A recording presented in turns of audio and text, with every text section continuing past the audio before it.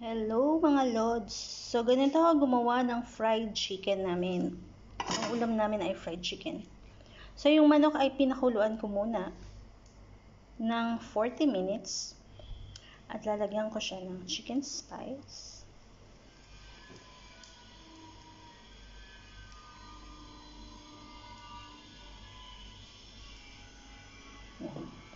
Lalagyan ko rin siya ng chicken seasoning.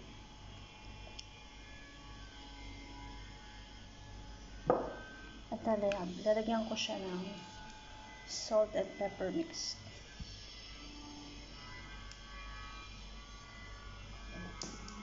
Lagyan ko pa ulit siya ng asin para malasa. Yes. So, ibaliktad ko siya.